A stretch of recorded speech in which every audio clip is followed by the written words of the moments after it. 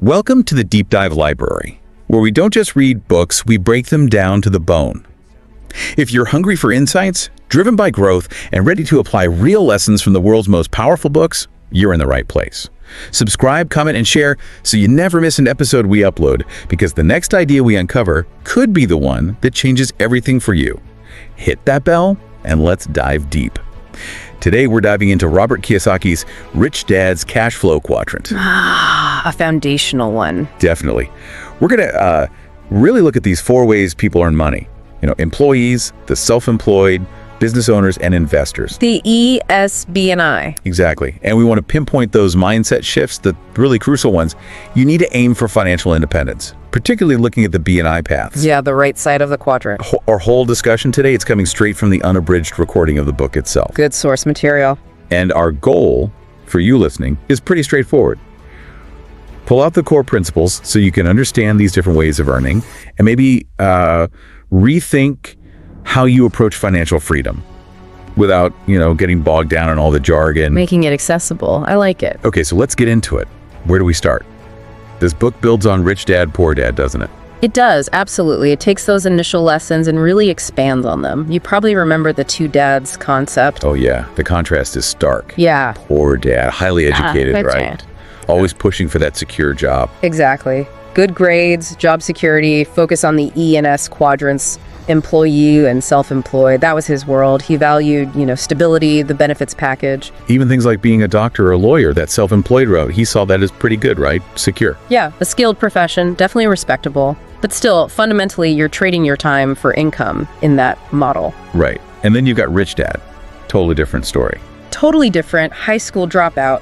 But his advice, build businesses, start something after school, become an investor. Always pushing towards the B and I quadrants. Yeah. Business owner, investor. Right. So from the get-go, you have these clashing ideas about what education is for, what a career should look like, what financial security even means.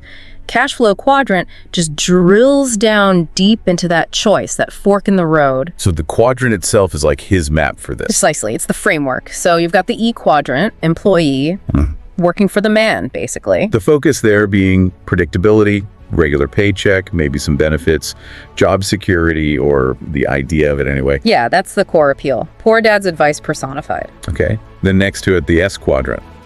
Self-employed. Right. Think doctors with their own practice, lawyers, freelance consultants, maybe a small shop owner. You own your job. You're the boss, but if you don't work, you don't get paid. Still trading hours for dollars. Exactly. Poor dad might have seen this as maybe a step up in autonomy from being an employee, but it's still firmly on that left side of the quadrant.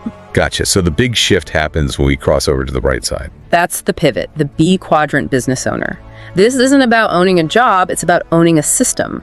And crucially, having people work within that system for you. This is the bucket carrier versus the pipeline builder story, right? That's the perfect analogy he uses. Ed hauling buckets back and forth, that's the ENS life. Hard work, directly tied to effort. Nonstop.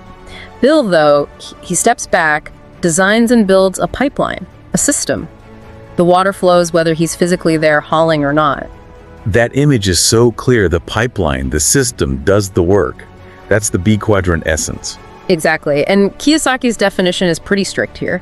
He says a true B quadrant business owner should be able to leave their business for, say, a year. A whole year, wow. And come back to find it running just as well, maybe even better, because the system is solid. That's leverage. Okay, that's a high bar, but it makes the point. And the final quadrant. The I quadrant, investor. This is where your money works for you. So not you working for money, not even necessarily people working for you directly, but your capital itself is generating income. Precisely. Think real estate that cash flows, stocks that pay dividends, maybe lending money, anything where your assets are actively generating returns, breaking that time for money link completely. So ESBI, 4 ways to earn. And Kiyosaki's argument is that real financial freedom, the kind Rich Dad talked about, means moving towards B and I. That's the core message, strategically operating mainly from that right side. But why do so many people stay on the left side, the E and S? Yeah. Even smart, successful people, what holds them there? Well, a big piece is just how we're raised, how we're conditioned. School teaches you to be a good employee. Get good grades, get a good job. Yeah, family often reinforces that. Job security is drilled into us as the ultimate goal, so the E quadrant feels safe, comfortable. And what are the S quadrant folks, the successful ones? They can get caught in what he calls the success trap. Like, the better you are, the more in demand you are. The more hours you work. Exactly. So your income goes up, but your free time just vanishes. You end up trading more money for less life, essentially. So you've basically just bought yourself a higher paying, more demanding job, still stuck. Pretty much. And that's where this idea of financial intelligence comes in. It's not just about how much you make. Right, it's more than the paycheck size. It's about understanding the flow. How much do you actually keep? How hard is that money working for you? And how long can you keep that going? It's a whole different way of thinking, essential for the B&I side. Learning how money really works. Making it work for you instead of you always chasing it. That's the fundamental shift. And this view of money itself was a huge difference between the two dads, wasn't it? Poor dad was almost suspicious of wealth seeking. Yeah, like the love of money was inherently bad. Rich dad saw it totally differently. Money's a tool, an important one for having choices, living fully. He said it's foolish to spend your life working for it, right? Exactly. The goal should be to have money and other people, through your systems, work hard for you. That frees you up. That difference in philosophy shaped everything. Their advice, their decisions. Absolutely. And another practical point he makes is taxes. The tax system often treats B&I quadrant income very differently, often more favorably than E&S income. Ah, so there are actual structural advantages on the right side too. Definitely. Lots of legitimate ways to structure things to keep more of what you earn and reinvest it, which you just can't do as easily as an employee or even most self-employed people. Okay, this is fascinating. But making that jump, say from E or S over to B or I, it sounds like more than just learning accounting or something. It feels deeper. Oh, it absolutely is. Kiyosaki hammers this point home. Changing quadrants often means changing who you are at a core level. Like your identity. Yeah, your mindset, your emotional responses, your resilience. He compares it to dieting. You can know all the rules, but if you're an emotional eater... Knowing isn't enough. You have to deal with the underlying emotional stuff. Exactly. Same with switching quadrants. Just deciding, I'm going to be an entrepreneur, isn't enough. If you haven't dealt with the fear of failure, the need for security, the beliefs that keep you stuck. That really clicks. It explains why people get stuck in that can't teach an old dog new tricks mindset. Yeah. Poor dad seemed to hit that wall later on, didn't he?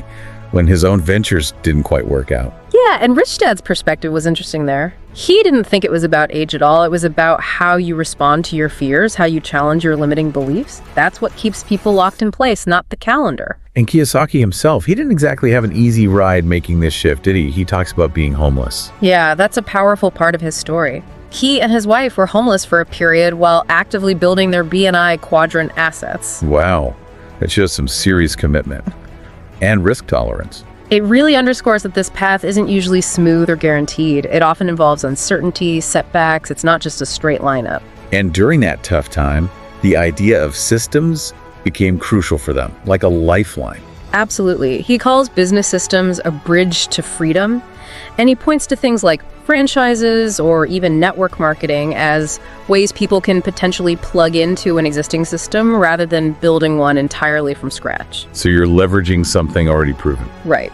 In the B quadrant, it's less about your genius and more about the system's effectiveness, the training, the team you build within it. He mentions with network marketing, the real goal isn't just sales, it's building an organization that generates passive residual income over the long haul. Okay, let's shift focus a bit to the I quadrant, investing. Kiyosaki really emphasizes this one for long-term freedom. He says something striking, that being financially uneducated is the real risk, not investing itself. That's a core tenet. He flips the common fear on its head. He actually lists out like 5 potential bad outcomes if you don't learn to invest or do it poorly. Which are? Things like, well, working hard your whole life, always worrying about money, maybe ending up dependent on family or the government, living a limited life because of finances, and just not having that true freedom over your time. Pretty grim possibilities. Yeah. So he argues learning about investing is maybe even more important than learning a job skill, because it's what allows your money to take over the heavy lifting. And he uses that monopoly analogy, right?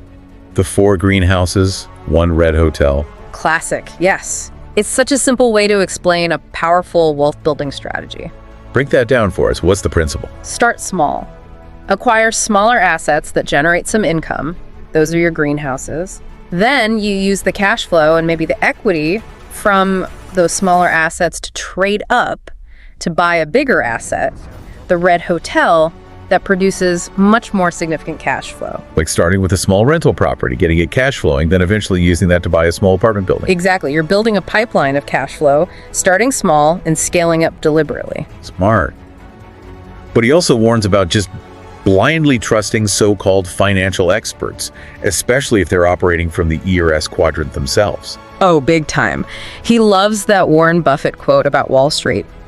Wall Street is the only place that people ride to in a Rolls-Royce to get advice from those who take the subway. Oh, that says it all. It highlights the potential disconnect, right? Yeah. You need your own financial literacy to filter advice, to know if someone's actually knowledgeable or just selling you something, to avoid getting taken in by, fancy suits and jargon. So develop your own understanding first. He also breaks down investors into levels, right? Yeah. To help you see where you are now. Yep, 5 levels, helps you self-assess. Level 1 is the borrowers, lots of debt, 0 investments. Level 2, savers, they put money aside, but maybe fear keeps them from investing it effectively. Okay. Level 3, he calls smart investors. Maybe they're in mutual fund or stocks, but they might not have deep understanding or control, kind of relying on others. Right. Level 4 is the long-term investors. These folks are getting educated, they have their own strategies, they're actively managing their investments for the long haul. Taking more control. And level 5. Level 5 is the capitalist investor. Highly sophisticated. They see opportunities everywhere, maybe even create deals, use debt strategically. They're playing a bigger game. And he stresses that the best return isn't just ROI, return on investment. But ROI, return on information. Continuous learning. Expanding that financial knowledge is key, especially now when things change so fast. And the I quadrant, he really sees that as vital for long-term security. It definitely reframes things away from just earning towards understanding and growing assets. Absolutely. And chapter 6 really doubles down on this idea with the title, You Cannot See Money with Your Eyes. Intriguing. What's the point there? Money is an idea, a concept. You grasp it with your mind, you're understanding more than just looking at something physical. He tells that story about an early condo deal in Waikiki. Oh yeah, where Rich Dad shot it down. Instantly. Kiyosaki thought it looked good on the surface, but Rich Dad saw the flaws in the numbers, the financing, the potential negative cash flow. He saw the deal, not just the building. So it's about seeing beyond the surface, understanding the financials, the market dynamics, management, risk, cash flow, tax implications, all that invisible stuff. Exactly. You have to understand the whole picture. Rich Dad's questions showed Kiyosaki he lacked that financial vision back then. It was a hard lesson. And it connects to that idea about people saying, you can't do that. It's often their limitation, not yours. Right. Like the Wright brothers. Everyone said they were crazy, but they saw something others couldn't. They had a different understanding. He also throws out that huge number, like $1.4 trillion looking for a home daily. Yeah, all this capital floating around, waiting for people with the financial intelligence to direct it, to put it to good use. But if you don't have that understanding... it just flows right past you. Exactly. Yeah. And you risk the blind leading the blind if you're just taking advice without your own foundation.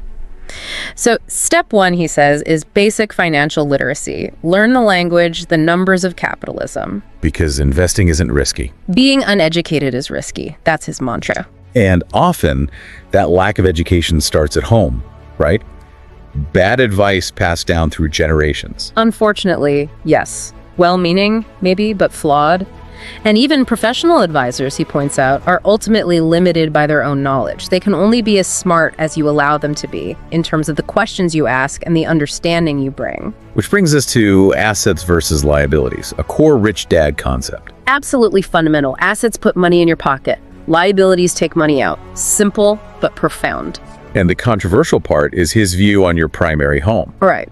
He argues it's often a liability, not an asset, because of the mortgage, taxes, insurance, upkeep, all the money flowing out each month without necessarily generating income. That challenges a lot of conventional wisdom, like your home is your largest asset. He pushes back hard on those kinds of statements, calls them opinions, often masquerading as facts. Same with things like stocks always beat real estate. He says you have to look at the actual numbers on a financial statement to see the truth for a specific situation. That's where due diligence comes in. Exactly. Sifting through the noise, separating fact from opinion, doing your homework before you commit.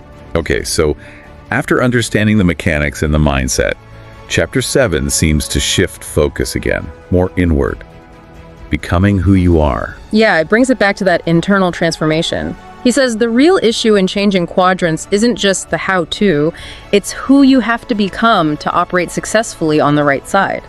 And he uses that metaphor of money as a drug. Yeah, warning against becoming addicted to the paycheck, to constantly working for money rather than having it work for you. He shares his own story about his wallet company. Right, he shifted from manufacturing wallets to financial education. Because the passion wasn't there for the wallets, and maybe some ethical questions too. It drove home the importance of building your B quadrant efforts around something you genuinely care about. He also talks about being downsized, laid off. That must have been a wake-up call. Huge. It highlighted how vulnerable the E quadrant can be in today's world. It pushed him to really focus on developing those B&I quadrant skills for real security. And then starting his education company while homeless, that took incredible drive. Fueled by passion, it sounds like. And a refusal to quit. He even suggests that people in professions like teaching could be wealthy if they applied a B or I mindset, thinking beyond just the employee role. Interesting. He also tackles the fear of losing, right? How B&I quadrant people need a different emotional relationship with winning and losing. Definitely. You have to develop emotional neutrality. If you're crushed by every loss or overly ecstatic with every win, it's hard to make rational decisions as an investor or business owner. He talks about his own decision to finally resign from his secure job to go all in on building his own systems. That takes guts. Real commitment. Okay, then chapter 9 has this provocative title, Be the Bank, Not the Banker. What's that about? It revisits that be-do-have idea. First, you have to be the kind of person, mindset-wise, who can see and create opportunities. He uses the 1986 Tax Reform Act as an example. Oh, that caused a real estate crash. Exactly. For people who only understood the old rules, it was a disaster. But for those in the B&I quadrants who understood the new rules and market forces, it was a massive opportunity.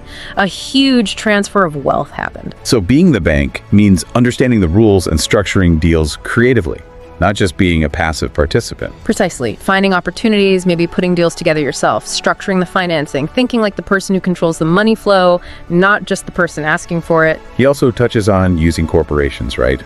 For protection and tax reasons. Briefly, yeah. The difference between ES quadrant, earn, get taxed, then spend, versus BI, potentially earn, spend within the business on deductible expenses, then get taxed on the remaining profit. And this idea that the rich often create money from nothing by controlling assets, leveraging debt smartly. Experience, he says, is ultimately worth more than cash. Okay, lots of big ideas. But then chapter 10 brings it back down to earth. Take baby steps. Yes, crucial advice. Don't try to leap across the entire quadrant overnight. It's a journey. Start small, be consistent. Exactly.